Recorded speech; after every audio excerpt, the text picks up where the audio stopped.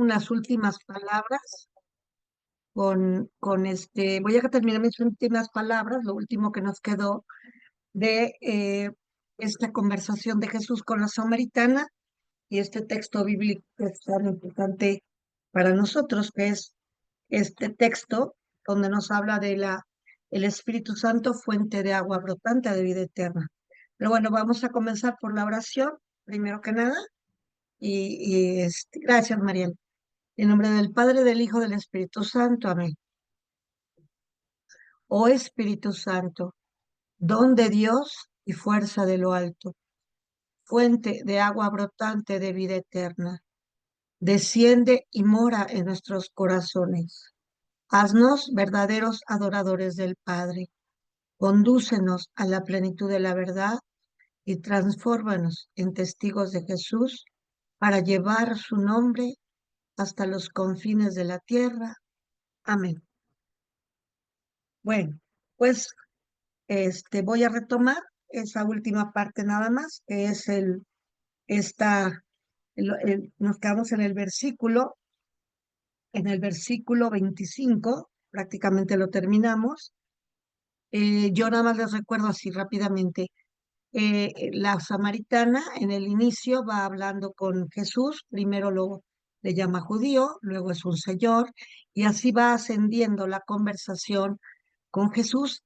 Primero es un judío, luego es un señor, luego es un profeta, luego le llama el Mesías, y finalmente, ya al, al término del texto, Jesús es reconocido como el Salvador de los hombres, ¿verdad?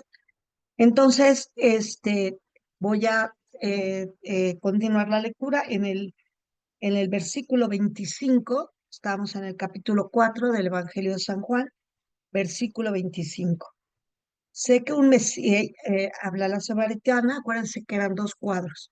En el primer cuadro es, es el diálogo con la samaritana. La segunda parte ya viene, es los samaritanos que van a Jesús. Pero bueno, vamos a retomar este texto. Sé que un Mesías viene. Cuando venga, Él nos anunciará todo. Entonces, aquí la samaritana, ellos tenían la creencia, como yo les decía, que ellos habían tomado algo de los judíos y algo también tenían de sus creencias de los dioses de los asirios. Bueno, pues, pero ellos sí creían que vendría un Mesías distinto a los que esperaban los judíos, porque los judíos esperaban un Mesías libertador y los samaritanos no, ellos esperaban un Mesías que les diera a conocer la verdad. Por eso ella le dice un Mesías que nos dará a conocer, nos instruirá, ¿sí? Y ese Mesías que viene nos anunciará todo. Y entonces ese nombre, ellos le llamaban el Tajer, ¿no? Era el nombre de ese Mesías esperado por los samaritanos. Entonces, aquí Jesús va a tomar mi Biblia, le dice, eh, versículo 25. Jesús, perdón, sí, ay Dios, perdón, 24, versículo 24. Dios es espíritu y los que adoran deben adorar en espíritu y verdad. Le dijo a la mujer, sé que va a venir el Mesías, el llamado Cristo. Cuando Él venga, nos lo develará todo. Jesús le respondió, yo soy el que está hablando contigo. Fíjense cómo tiene el yo soy, tiene una coma. Jesús está hablando abiertamente de ese yo soy del Antiguo Testamento, de ese, no solamente este que habla contigo, es yo soy esa persona, no, sino está poniéndose Jesús el nombre con el que se nombra a Dios en el Antiguo Testamento, el yo soy, ¿sí? El nombre de Yahvé, ¿verdad? En esto llegaron sus discípulos y le sorprendieron, y se sorprendieron de que hablaba con una mujer, pero nadie le preguntó qué quería o qué hablaba con ella. La mujer en ese momento dejó su cántaro, Vienen los discípulos, claro que no se atreven a preguntarle a Jesús, pero es algo extraño que Jesús esté hablando con una samaritana abiertamente, era algo que los judíos no hacían. No se atreven los discípulos, pero la mujer ya ha llegado a donde Jesús quiere que llegue, ya ha tenido un encuentro con ese Jesús, ya ha tenido un diálogo cara a cara con él y ya ha descubierto quién es él. Y ella ha abierto su corazón y le cree, acepta totalmente las palabras, se olvida del agua, como ven ya es otro tema, se olvida del agua, se olvida del cántaro y dejando su cántaro corre al pueblo. ¿Por qué? Y aquí el evangelista utiliza este verbo, porque ha encontrado algo muy grande y no lo puede contener, tiene que ir a anunciarlo. Entonces dice, dejando el cántaro, corrió al pueblo y dijo a la gente, venid a ver a un hombre que me ha dicho todo lo que he hecho. Y viene con esa prudencia, ¿no? Yo he encontrado, pero ella dentro de su corazón sabía, ¿no? Y está transmitiendo esa fe. Y dice, ¿no será el Cristo? El Cristo es el Salvador. Y entonces viene ese testimonio de ella, es tan fuerte, es tan contundente, que invita a los demás a venir a conocer a Jesús. Salieron del pueblo y se encaminaron hacia él. Entonces, toda la primera parte del diálogo es realmente Jesús que busca sembrar la fe en la mujer. Da un testimonio de quién es él y además Jesús sabe enganchar, ¿no? Sabe enganchar en ella esa siguiente pregunta para irla llevando poco a poco a donde Jesús quiere, hasta que tiene un encuentro vivo con él, le cree y entonces en ese momento ella va y da testimonio. Ojalá que nuestros testimonios, porque debemos tener muchos, ¿verdad? Sean tan fuertes, sean tan contundentes como el testimonio de esta mujer, que la gente salió tras de ella para conocerlo a él. Entre tanto, los discípulos le insistían, Rabí, come. Pero él replicó, yo tengo que comer un alimento que vosotros no sabéis. Los discípulos se decían entre sí, ¿le habrá traído a alguien de comer? Jesús les dijo, mi alimento, aquí de este versículo al versículo 37, es una poesía muy hermosa de Jesús. Dice, mi alimento es hacer la voluntad del que me ha enviado y llevar a cabo su obra. Aquí ya Jesús está regocijándose de aquello que ha logrado.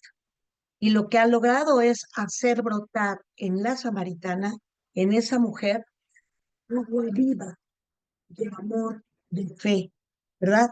Entonces, ya ha ido subiendo y Jesús quiere en ese momento, se alegra y hace esta poesía, ¿no? Que es preciosa y termina diciendo, ¿no deseéis vosotros cuántos meses más y llega la siega? Pues bien, yo os digo, alzad vuestros ojos y ved los campos que llamarían, ya amarillean, ya para la siega. Entonces Jesús está viendo con sus ojos, de realmente el Mesías, ya está viendo el futuro que poco después, años después, habrá una gran cosecha de conversión entre los samaritanos, una vez que que Pablo empiece la evangelización. Pero Jesús está ya sembrando, por eso habla de que hay una siembra, pero va a haber una cosecha, ya va a haber una cosecha. ¿Por qué? Porque la siembra ha sido buena, ha caído la semilla en tierra fértil y los samaritanos le han creído. No continúa el texto porque hasta aquí es realmente el análisis de este momento de cómo Jesús va llevando a la samaritana hasta un punto en el que no tiene duda de quién es el Salvador. y no tiene duda de que Él es el Cristo, ¿verdad? Aunque ella lo diga de esa manera tan prudente, ¿verdad? Entonces, voy a nada más recordarles como varios puntitos aquí, y es lo que es todo este texto que hemos estudiado de la semana pasada ahora, es un ejemplo del encuentro que nosotros debemos buscar tener con Jesús, un encuentro vivo en el que vamos a establecer con Jesús un diálogo y vamos descubriendo a la persona de Jesús, de tal manera que llega un punto que estamos ciertos, estamos seguros de quién es Él. Y una vez que tenemos el encuentro vivo con Él, ya podemos ser testigos de Él. No podemos ser testigos de algo que no hemos experimentado. El amor a Jesús, el creer en la obra de Jesús, el creer en quién es Jesús, viene a partir de la experiencia. Y esa experiencia debemos de buscar encontrarla en esa oración con Jesús. Y finalmente, Jesús siempre va llevando la pauta. Jesús va a la medida que nosotros buscamos acercarnos a Él, Él siempre va adelante. Él siempre va adelante buscando que nosotros cada vez nos acerquemos más. Pero muchas veces Él lanza el anzuelo y nosotros no lo tomamos.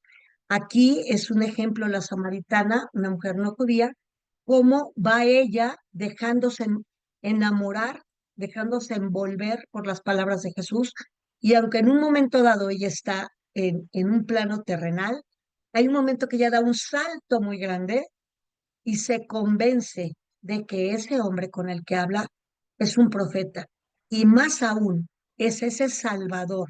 Y aquí el texto ya se convierte en un Salvador universal, no solo para el pueblo judío, sino para todos, ¿verdad?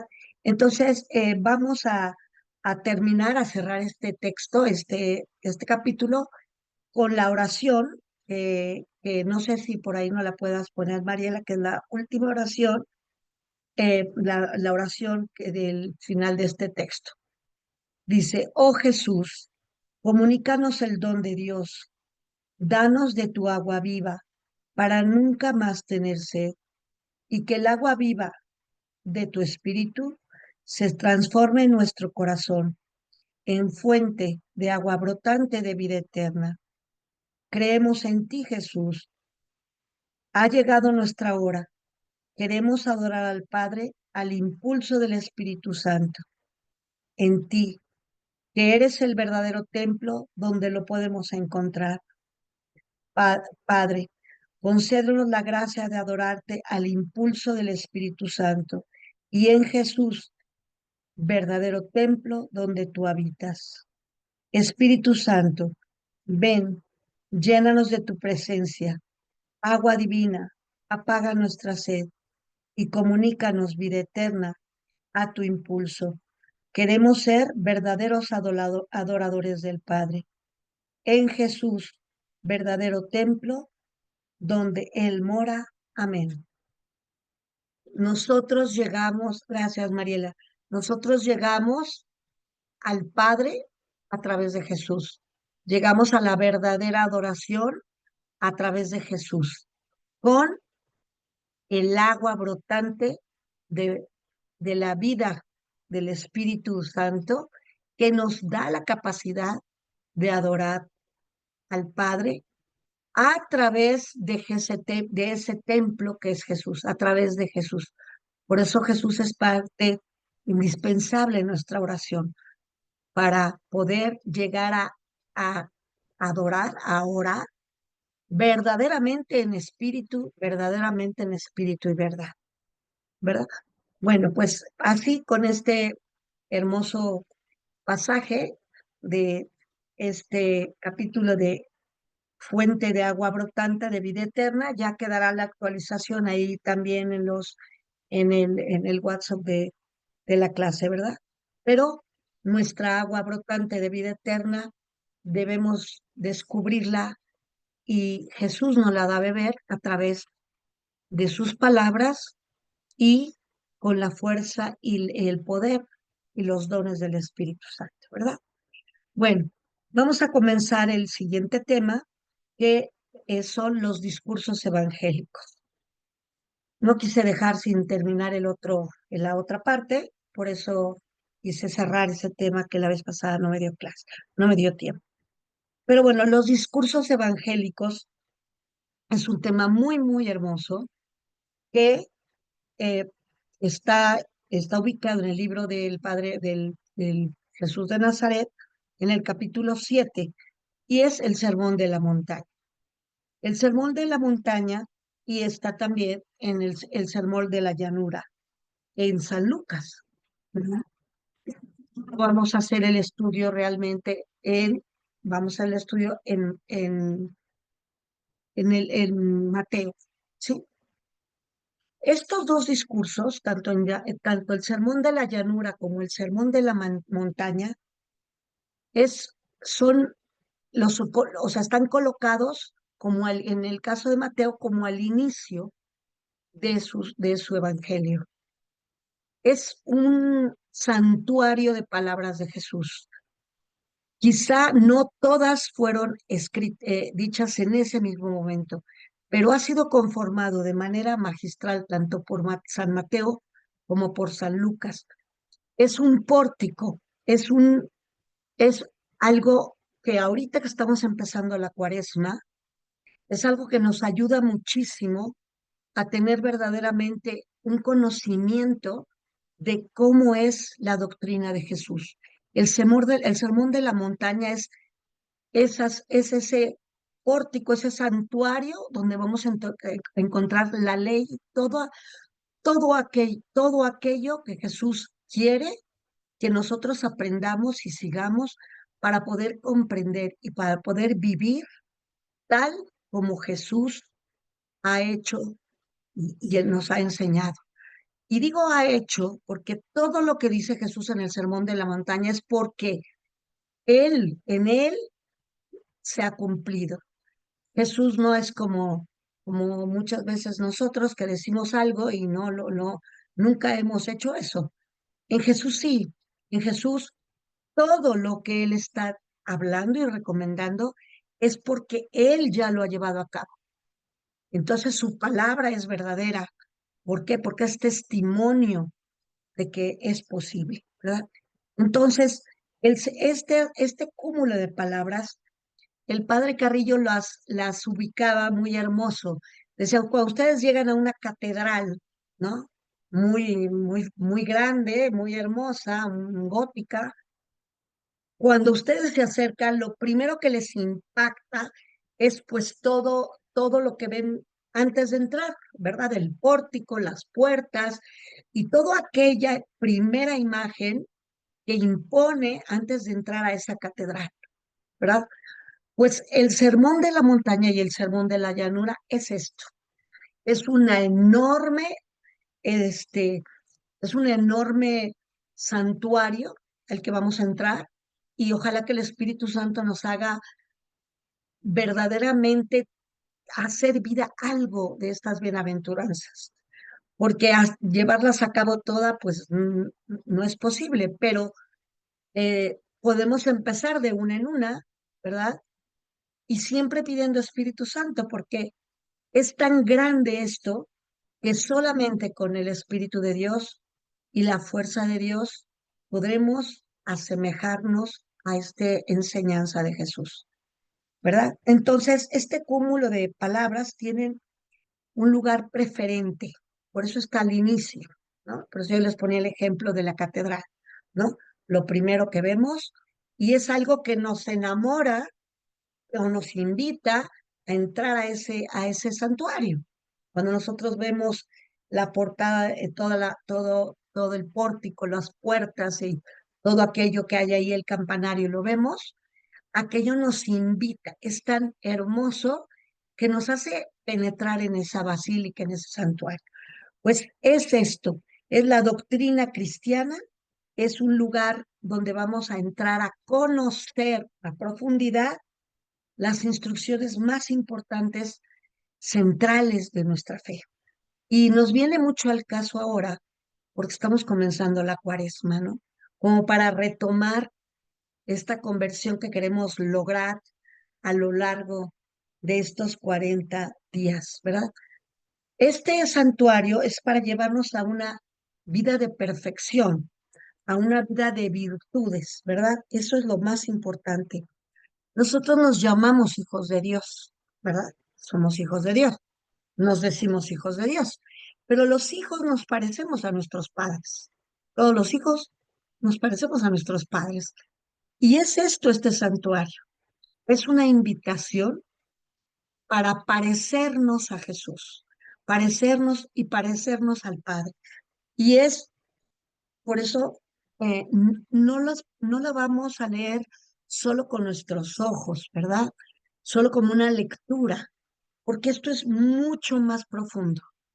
Es como cuando entras a esa catedral, ves ese pórtico y te quedas ahí mirando aquello como el anuncio de que dentro vas a encontrar una presencia muy especial de Dios. Sí, igual, es una contemplación del plan de Dios para nosotros y sobre todo esa contemplación tiene que ir totalmente sumergida en nuestra fe del Espíritu Santo, que es el Espíritu de Dios el que nos va a hacer parecernos a Dios. Sin Él, imposible, ¿verdad? No podemos realizar esto, no podemos realizar nada, pero bueno, esto menos, ¿verdad? Entonces, fíjense, el Lumen Gentium le dedica todo un capítulo a esto, a parecernos, que nosotros tengamos ese, esa, ese, esa voluntad de ser santos. Y por primera vez en esta encíclica de Lumen Gentium se habla de la santidad, de que debemos buscarse en santos.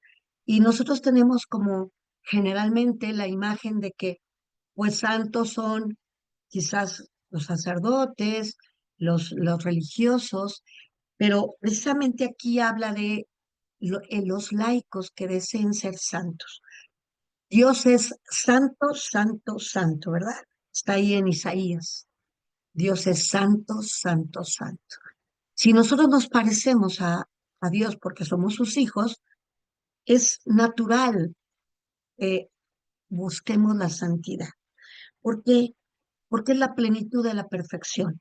No es la ausencia de pecado. La santidad no es ausencia de pecado. Es la plenitud de la perfección.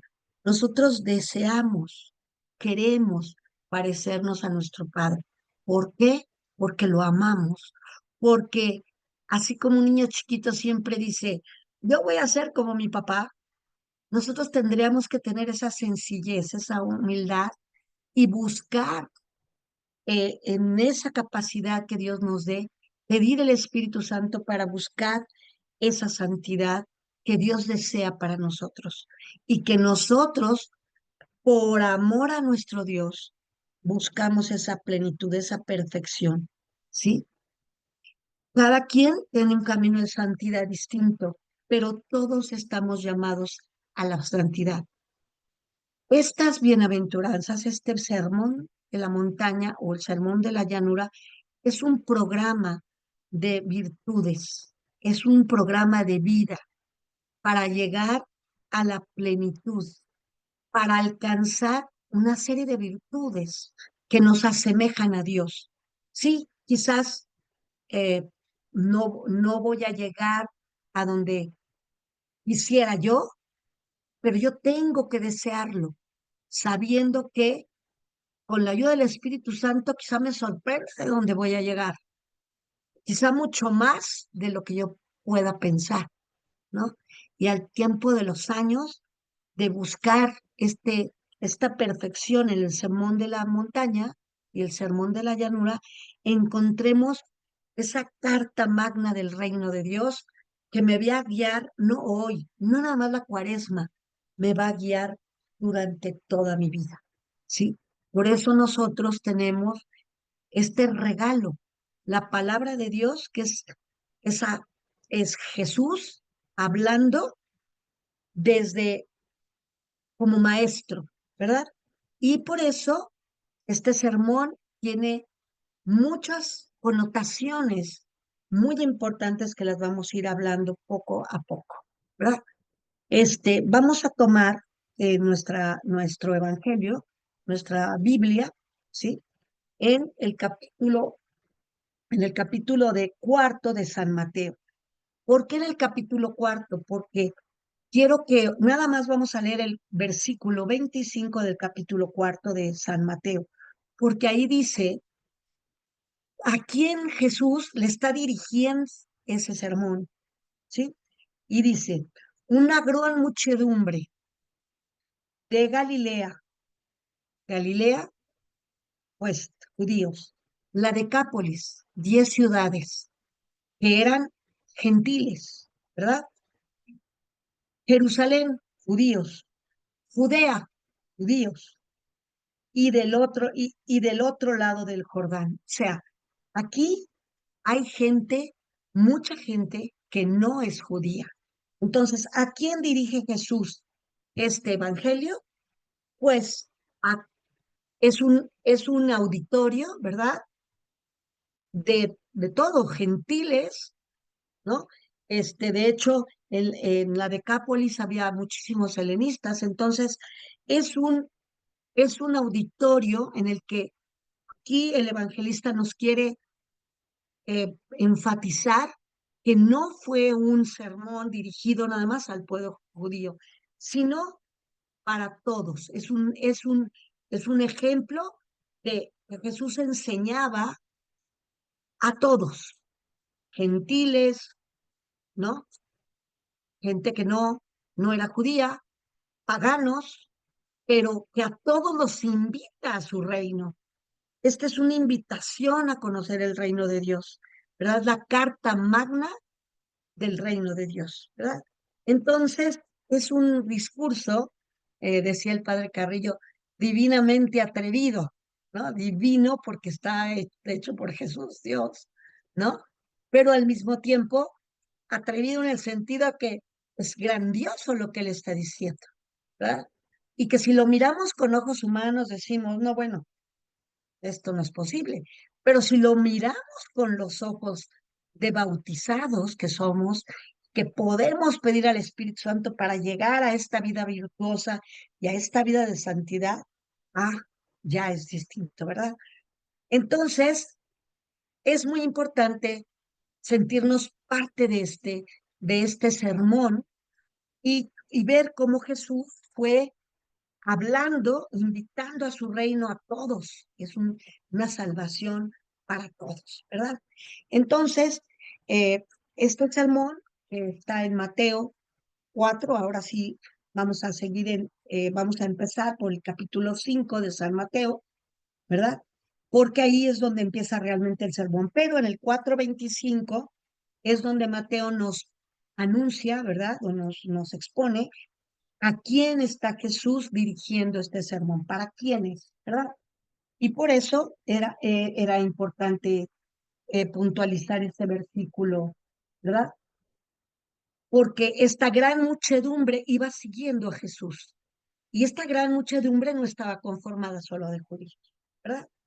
Entonces, eh, fíjense el título es Los discursos evangélicos, ¿verdad?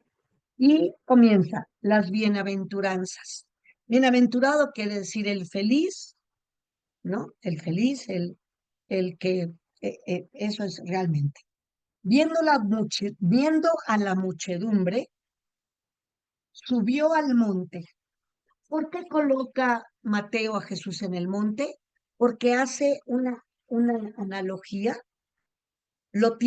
Acuérdense que en la Biblia el monte es un lugar especial donde te acercas a Dios. Es subir y en la cima del monte, bueno, ya estás más cercano a Dios.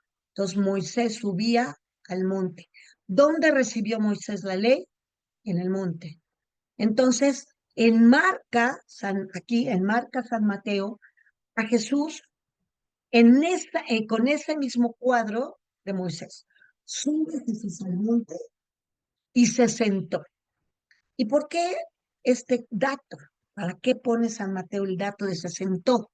Porque el magisterio, el maestro que da cuando se sienta es porque hay, está hablando como con un poder de maestro, ¿sí? Es el magisterio que se ejerce a toda esa muchedumbre. Jesús va a ejercer una enseñanza enorme, importantísima, y entonces Mateo lo tiene que colocar perfectamente como un maestro que ejerce su magisterio ante una muchedumbre de todo, gentiles, laicos, judíos, paganos, de todo, ¿verdad? Sus discípulos se acercaron. Esto es importante. Dentro de toda la gente que había ahí, había un, discípulos que buscaban estar más cerca de él, más pegados a él, ¿verdad? Entonces, tomando la palabra, les enseñó así, ¿no? Entonces, yo quiero que verdaderamente sintamos que estas palabras Jesús nos las está dando de manera personal a cada uno de nosotros, de manera magistral. Y antes de que empiece yo este texto, quisiera que Mariela me hiciera el favor de poner una oración que el Padre puso antes de entrar al santuario, ¿no? Ya vimos el título, ¿no? Y esta oración es pequeñita, dice Jesús, creo que ya no la va a poner, pero es importantísima porque tenemos que hundirnos en la esperanza de que el Espíritu Santo, a través de Jesús, nos va a hacer comprender con las palabras de Jesús estas palabras tan importantes. Jesús, queremos sentarnos frente a ti como ante nuestro único Maestro y recibir con corazón sencillo y abierto las enseñanzas que quieras comunicarnos. Háblanos, Señor, estamos dispuestos a escucharte. Bueno, esta oración es como nos da el valor, ¿verdad? Nos da como el valor para ahora sí entrar a estas palabras hermosísimas de Jesús, grandiosas y sobre todo en este mensaje universal, ¿verdad? Entonces dice, bienaventurados los pobres de espíritu. ¿Quiénes son los pobres de espíritu? Los pobres de espíritu son los que sienten necesidad de Dios. Son los que, poseyendo bienes materiales o no poseyendo bienes materiales, o sea, no tienen ninguna importancia los bienes materiales, en su corazón tienen una necesidad de Dios. Desean, aun cuando tengan todas las riquezas del mundo, saben que lo más importante es depender de Dios, necesitar a Dios cada día. Entonces, esta bienaventuranza es muy hermosa porque lo primero que necesitamos es ser conscientes de que debemos de conservar y cuidar en nuestra vida una sed de Dios, ¿sí? El Salmo 42:3, precisamente dice, mi alma tiene sed de ti, de Dios, ¿verdad? Si nosotros cuidamos tener sed de Dios, y fíjense, por eso el Padre Carrillo coloca este texto del Evangelio de San Juan de la mujer samaritana, que Jesús le habla del agua viva, tenemos que tener sed del agua viva siempre, porque cuando una persona te dice, no, no, no, yo soy creyente y todo, pero aquí no tiene nada que, de esto que te estoy hablando no tiene nada que ver con Dios, ¿no? Hablan, no sé, negocios, cosas quizás del mundo, pero aunque nosotros hemos oído muchas veces, no se mueve la hoja del árbol sin la voluntad de Dios, como que lo decimos, pero de ahí a que lo hagamos vida nos cuesta, pero en realidad es así, ¿no? Entonces, es los pobres, los pobres de espíritu son los que saben que si su espíritu no está sostenido por esa sed, no es un espíritu que valga gran cosa. ¿Por qué? Porque no está sostenido en Dios. Está hueco. Es un espíritu que no se ha alimentado, está raquítico, ¿verdad? Entonces, aquí los que tienen fe de Dios es porque buscan la perfección, es porque quieren llegar a la perfección, ¿sí? Y entonces en Mateo, en el capítulo 19 21 dice, si quieren ser perfectos, le dice al joven, dice, si quieren ser perfectos, anda, vende lo que tienes y dáselo a los pobres y te darás un tesoro en el cielo. Luego ven y sígueme. Desgraciadamente aquí el joven judío no aceptó esta invitación de Jesús, pero él le dice, yo he hecho todo esto y aquí Jesús se atreve a darle una invitación más allá. Si quieres ser perfecto, o sea, ya cumples con la ley, pero si quieres ser perfecto, vende todo lo que tienes, dalo a los pobres y luego ven y sígueme. Y bueno, eh, el joven judío no siguió esta invitación, pero Jesús siempre tiene una invitación más allá para nosotros, ¿verdad? Y hay un momento también en el Evangelio de San Mateo donde aquello que cuando les dice en la parábola donde habla de que les dan los talentos, al que utilizó bien los talentos, le dice su amo, ven y entra en el gozo de Dios. Entonces, ¿qué nos está diciendo aquí Jesús?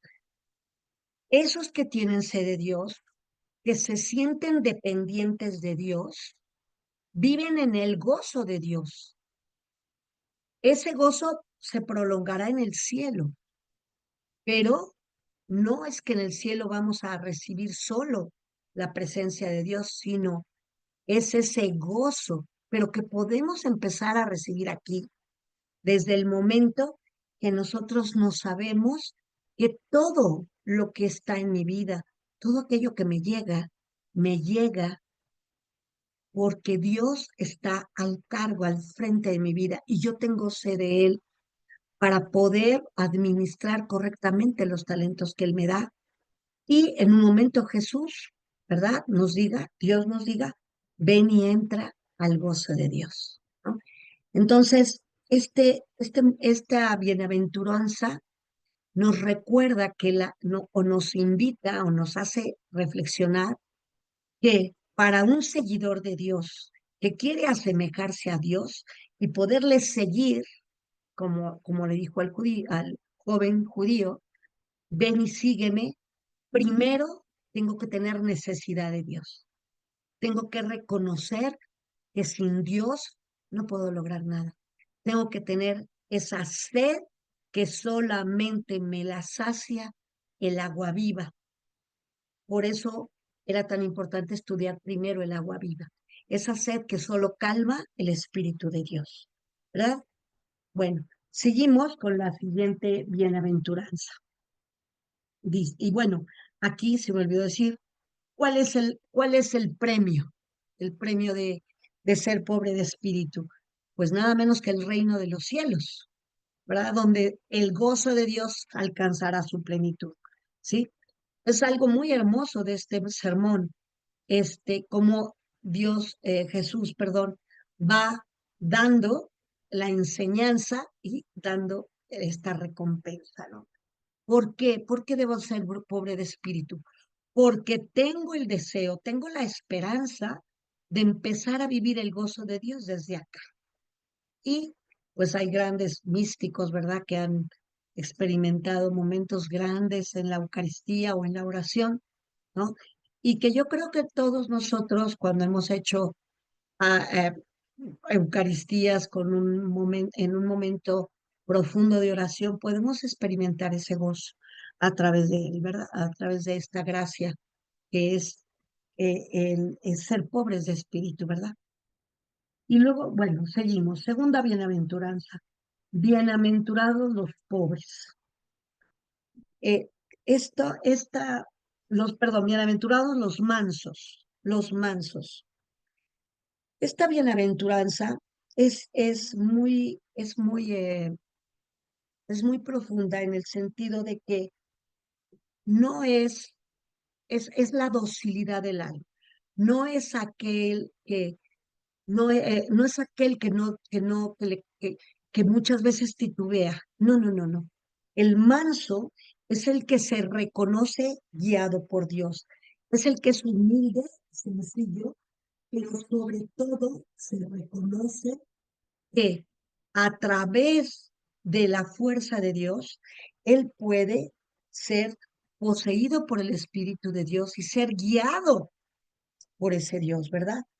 Y entonces siente esa necesidad de ser guiado, que, que en todo momento va buscando en el día a día esa dirección del Espíritu Santo, ese camino ese camino que Dios nos va marcando día a día, ¿verdad? Entonces dice, bienaventurados los mansos. Y fíjense, es, eh, tienen los mansos en este momento, en esta bienaventuranza, tienen el don de poder mirar más allá. Quiere decir, si yo me dejo guiar por el Espíritu Santo, tengo esa confianza de que cualquier cosa que llegue a mí va a ser por la voluntad de Dios. Y entonces Dios me dará aquello que yo necesito para vivir eso que tengo que vivir. ¿Verdad? Y bueno, viene la recompensa. Y dice, porque ellos heredarán la tierra. ¿Verdad? Entonces, es esa, eh, esa confianza que da paz. El que confía en Dios, el que se deja guiar por Dios, tiene ese fruto de la paz, ¿verdad? Tiene un gozo, porque confía en que Dios está llevando adelante su vida, ¿sí? Entonces, en una confianza completa, confía también en la oración, confía en ese Espíritu de Dios que lo va a guiar. ¿Cuál es la patria futura? El cielo. Entonces, heredarán también esa patria futura, ¿verdad? Y poseerán la tierra, pero no la tierra que nosotros estamos viviendo. ¿Cuál es nuestra tierra prometida? La tierra prometida es el cielo, nuestra tierra prometida es la eternidad. Y realmente esta bienaventuranza nos invita a que en nuestra docilidad, si nosotros nos dejamos enseñar por Jesús, si nosotros somos buenos estudiantes, buenos aprendices de las reglas que Jesús nos da, del camino que Jesús nos enseña, entonces llegaremos a la tierra prometida. Y nuestra tierra prometida es el cielo, ¿verdad? Es lo que nuestra tierra futura, no esta tierra. Todos miramos eh, nuestra tierra prometida como nuestra eternidad en el cielo, ¿verdad? Entonces, esta bienaventuranza lo que nos hace es invitarnos a ser dóciles, porque sin la docilidad, sin la mansedumbre, no podemos aprender. Y si no aprendemos, ¿cómo vamos a seguir estas enseñanzas de Jesús? Si yo me dejo enseñar, puedo avanzar mucho en mi vida espiritual. Pero si yo no me dejo enseñar por el Espíritu de Dios no puede trabajar en mí, ¿no? Fíjense cómo el gran problema que tenía Jesús con los fariseos era ese, ¿no? Que chocaba y chocaba con los fariseos porque no se dejaban enseñar. Y era un choque continuo porque verdaderamente se oponían a aquello que Jesús estaba enseñando, porque se sentían conocedores de la ley, se sentían que ellos sabían. Y cómo el hijo del carpintero, cómo Jesús, ese maestro, que sigue toda la gente y que ni siquiera es seguidor de ningún rabí, viene a enseñarme a mí. Entonces, sin la mansedumbre, no podemos seguir adelante en el conocimiento de las bienaventuranzas. Entonces, fíjense cómo están colocada esta bienaventuranza de manera muy, eh, pues muy perfecta en este momento. Hay primero que ser dóciles de corazón a las enseñanzas de Jesús. A través de todos los 4 evangelios, ahí están todas las enseñanzas de Jesús, ¿verdad? Y en el Salmo 37, versículo 11, dice, poseerán la tierra los humildes y gozarán de inmensa paz. ¿Cuál, que yo les decía, el fruto de la mansedumbre es la paz? Y no es la paz que da el mundo, no es la paz que firman en la ONU, no, no, no. Es una paz de una confianza y que quizá me puedes ver llorando, quizá me puedes ver en medio de un gran problema, pero en lo profundo de mi ser debo de encontrar esa paz, debo de pedir esa paz de la confianza de que pase lo que pase, si yo estoy siendo guiada por el Espíritu de Dios, yo debo de confiar y el fruto es gozarán de inmensa paz.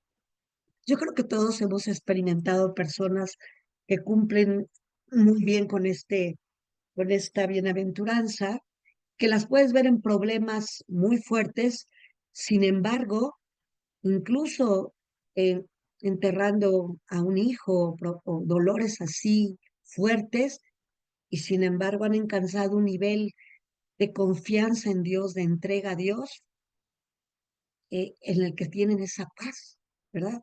Y bueno, no se diga en Abraham, ¿no? Que pues está dando su hijo y sin embargo está en la confianza total de Dios, ¿verdad?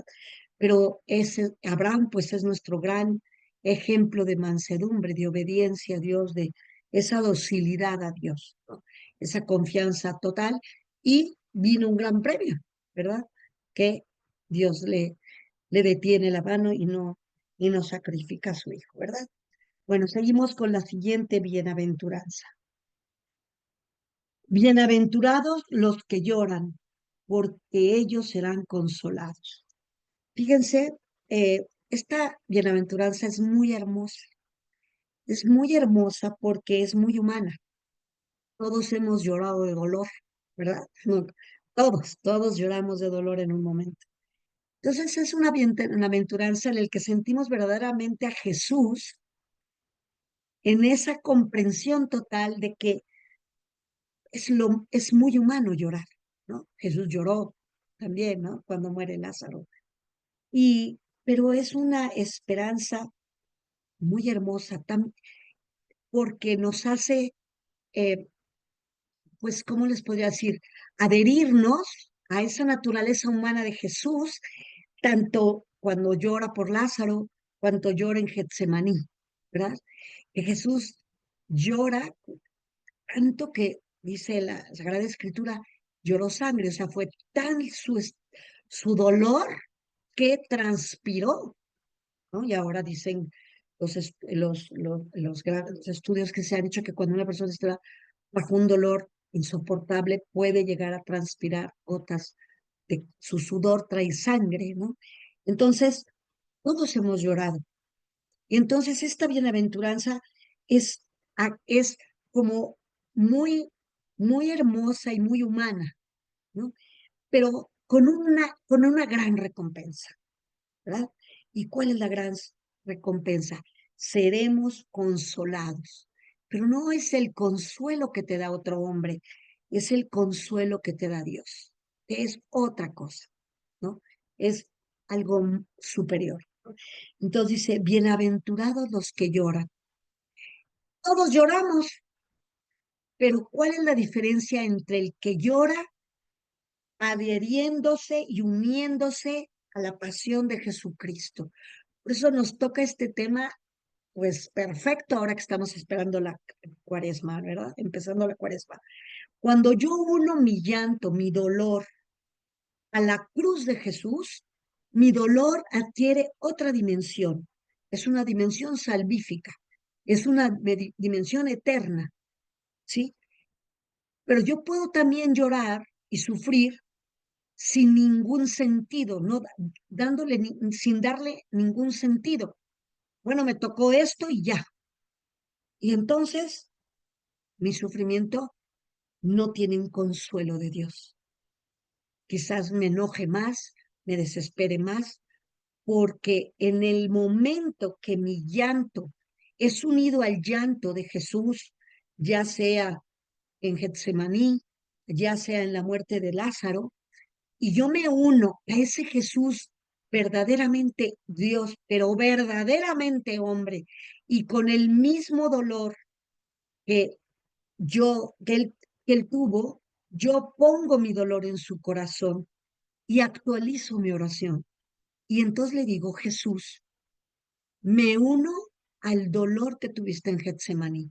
En ese momento que tú sabías que entrarías a un gran sufrimiento. Mi sufrimiento es muy pequeño comparado con el sufrimiento que tú tuviste en la cruz. Pero esta pequeñez de mi sufrimiento, quiero ponerlo en la cruz contigo, quiero unirlo. ¿Para qué? Para que tú, Jesús, lo entrego para que a través de este pequeño sufrimiento tú puedas completar un sufrimiento para quien más lo necesite, la conversión, para que lleves la conversión a quien más lo necesite, ¿verdad? Entonces, fíjese cómo la recompensa viene un consuelo. ¿Cuál es el consuelo? Mi sufrimiento tiene un sentido y no es un sentido terrenal, es un sentido eterno, escatológico, es un sentido profundo en el que yo puedo unirme. Tengo una gran oportunidad y esa gran oportunidad es unir mi dolor al dolor de Jesús. Y en ese dolor, mi vida, mi sufrimiento adquiere un sentido profundo. Y cuando yo siento ese sentido del dolor, automáticamente me viene un consuelo de Dios, porque no queda inútil.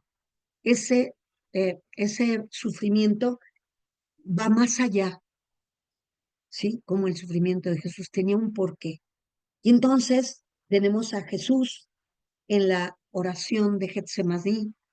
¿Qué dijo? Señor, Dios, ¿verdad? Padre mío, Padre, aparta de mí este cáliz. O sea, yo no quiero sufrir, pero ya me llegó. Entonces, hago mi oración como la hizo Jesús en Getsemaní. Padre, te amo, yo sé que tengo este sufrimiento y te pido que si que apartes de mí este sufrimiento. Pero aquí viene lo importante, pero no se haga mi voluntad, sino la tuya. Es válido, está perfecto que pidamos que Dios nos aparte el sufrimiento. Es normal. Jesús mismo lo hizo. Entonces, Señor, tengo este problema serio, tengo esta pena tan grande. Dios mío, Padre mío, si es tu voluntad, aparta de mí este cáliz, pero no se haga mi voluntad, sino la tuya. Y si ese sufrimiento y ese problema lo tenemos, y uno mi sufrimiento al sufrimiento de Jesucristo en la cruz, para en favor de la salvación del mundo, en favor de quien más lo necesite, en favor de la salvación, no solo de mi familia, no solo de mis hijos, no solo de mi familia.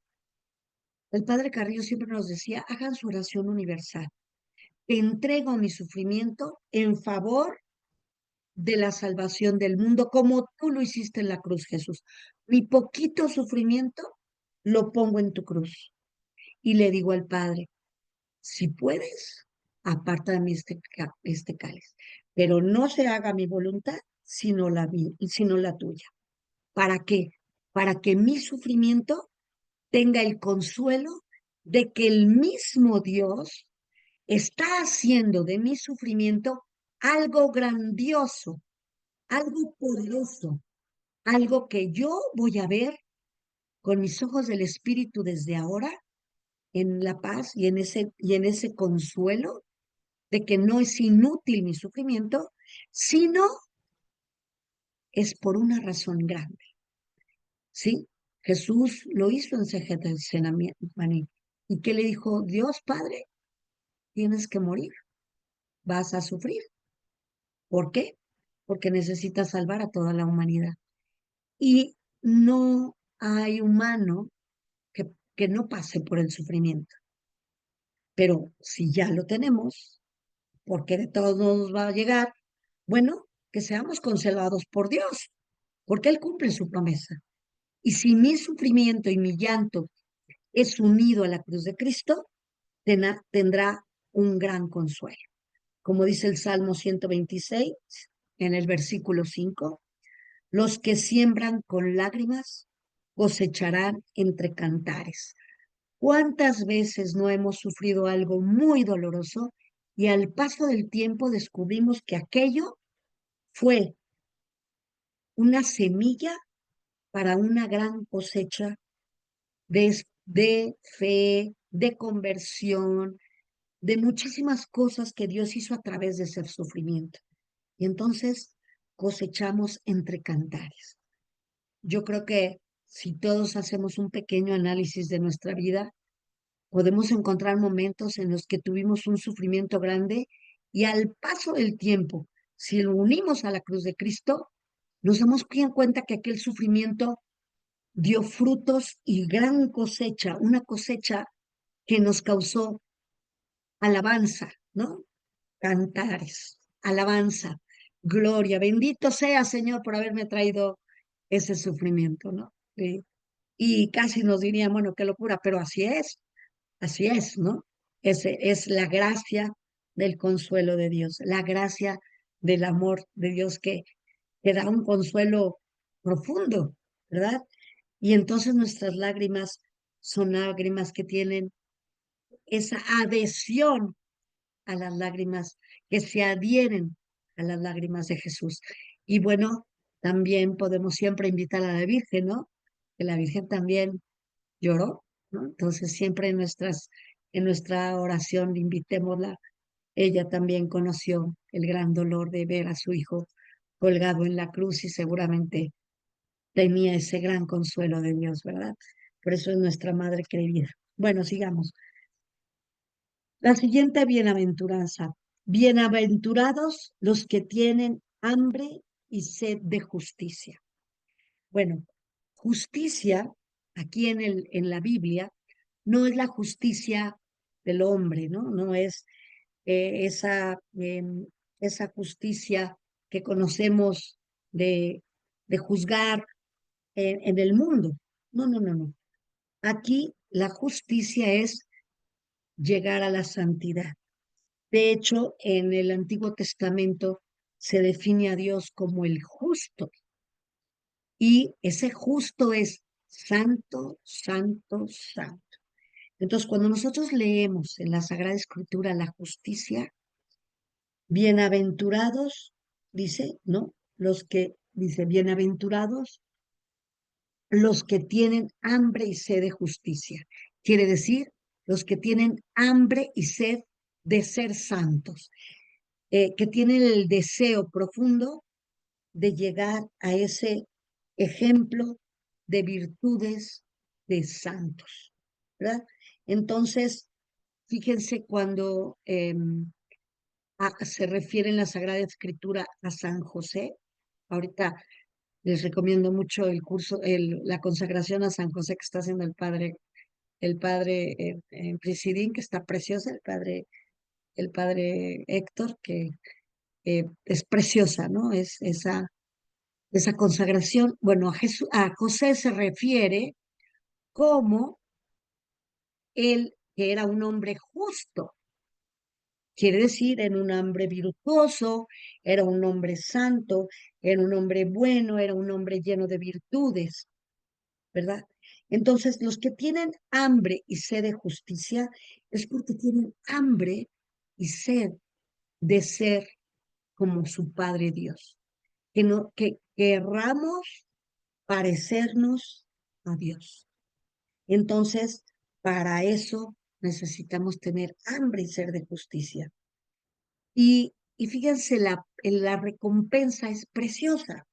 Dice, porque ellos serán saciados. Miren, vamos aquí a hacer una reflexión importante. Si Dios siembra en mí, yo le pido, ¿verdad? Yo le pido a Dios, Señor, Dios mío, perdón, dame hambre y sed de ti, ¿verdad? Dame hambre y sed de ti. ¿Para qué? Para que yo llegue a la santidad. Porque si tú no me siembras esa hambre y esa sed, yo no voy a poder llegar a la santidad. Y fíjense, San José, que era un hombre justo, era un hombre santo, virtuoso, íntegro, bueno, buscaba la perfección. Por eso él veía en su corazón, ¿qué haré con María? ¿Qué haré? Yo no quiero que la apedreen, pero él buscaba ser perfecto. Entonces, esa perfección que ahorita en este mes de marzo tenemos el mes de San José, ¿verdad? De la consagración a San José, pues tenemos que tener hambre y sed de santidad. ¿Para qué? Tenemos nuestro gran ejemplo San José. Y aquí Jesús, en las bienaventuranzas, en este sermón, dice, bienaventurados, o sea, felices los que. Entonces, pidamos al Espíritu Santo que nos dé hambre y sed, porque por nosotros mismos no podemos. Que nos dé hambre y sed de ser justos, de ser santos, de ser virtuosos, de ser buenos, ¿sí? Entonces, cuando nosotros ya vemos esta bienaventuranza en seamos, que Dios nos siembre en nuestro corazón esta hambre y esta sed que nos haga aspirar a la bondad, que nos haga aspirar a la santidad, que nos haga aspirar a la perfección, ¿verdad? Y dice, bienaventurados los que tienen hambre y sed de justicia, porque ellos serán saciados. Entonces, como que la promesa viene unida, ¿verdad? A una recompensa que es como parte de la petición, ¿verdad? ¿Por qué? Porque si yo pido al Espíritu de Dios que me dé hambre y sed, me dará santidad. Y la santidad, en esa santidad, yo seré saciado de Dios. O sea, quiere decir, no hay petición que yo le haga a Dios que Él no que Él la ignore, que Él no la escuche. Y si yo le pido a Dios, Señor, hazme ser santo, ¿sí? Y con el ejemplo de San José, pero como tú nos invitaste en el sermón de la llanura y en el sermón de la montaña, ¿verdad? Y entonces viene una palabra muy hermosa que la pueden buscar ustedes en Amos 8:11. Dice, yo mandaré a la tierra hambre de pan, perdón, yo mandaré hambre a la tierra, no hambre de pan, ni de sed de agua, sino de oír las palabras del Señor. O sea que nosotros, a través de esta bienaventuranza, tenemos que pedirle constantemente a Dios, dame hambre y sed de ti. ¿Por qué? Porque quiero ser saciado por ti, porque me vas a saciar. ¿Por qué? Porque tus promesas se cumplen y tú en tu promesa dices, yo, yo daré mis palabras para saciarlos. ¿Y qué es lo que le dice a la mujer en el pozo? Le dice, si tú supieras, si tú conocieras el don de Dios y quien te lo habla, lo pedirías. Nosotros ya somos bienaventurados porque conocemos, porque ya sabemos que podemos tener esa hambre, sed de justicia. Y ya somos bienaventurados porque estamos aquí conociendo la palabra de Dios. Y entonces, si no tuviéramos sed y hambre de la palabra de Dios, no estaríamos en este curso. Entonces ya nos podemos sentir bienaventurados. Pero es importante seguir pidiendo que Dios nos siembre cada vez más hambre y sed de su santa palabra. Ya dimos, digamos, el paso que es muy importante, que ya estamos conociendo la palabra de Dios en este curso, ¿no? Y que por eso ya somos bienaventurados, pero siempre querer más, ¿no? Querer más palabra de Dios y más esa Perdón, hambre y sed de la santa perdón, palabra. hermanita, estamos muy pasados ya de la hora. Ay, Así perdón, sí, sí, vamos a que por poner ahí la podemos. oración. Gracias, gracias, María. Sí, perdona, perdona. Pues vamos a hacer la oración, nos quedamos aquí en esta bienaventuranza.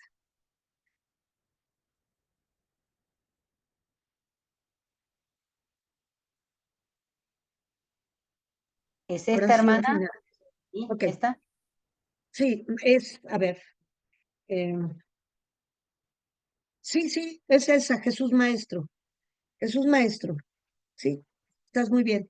Jesús Maestro, hemos escuchado tu proclamación evangélica. Nos has revelado dónde podemos encontrar la verdadera y auténtica felicidad. Haznos, Jesús, fieles discípulos tuyos. Concédenos la gracia y el privilegio de vivir las bienaventuranzas, código y programa del reino de los cielos, la pobreza de espíritu y la mansedumbre, el saber sufrir y la justicia santidad, la misericordia y la pureza de corazón, la paz y la paz y la persecución a causa de tu nombre. Y si tú quieres, estamos dispuestos, con el auxilio y la fuerza del Espíritu Santo, a entregar la vida por amor a ti y por el reino de los cielos. Amén. Gracias, gracias. Que Dios les bendiga. Nos vemos Gracias. el próximo lunes, primero Dios. Nos Y encontramos. una disculpa, Mariela. No, no, Una no, disculpa. pero no sabía, por ahí no iba a dar para terminar, entonces es preferible cerrar acá y cerrar la próxima clase. Así que, Sí, sí, vale, sí, no, no, sí, tendremos que completar, claro, tienes toda la razón. Bendiciones a todos y agarren su sermón para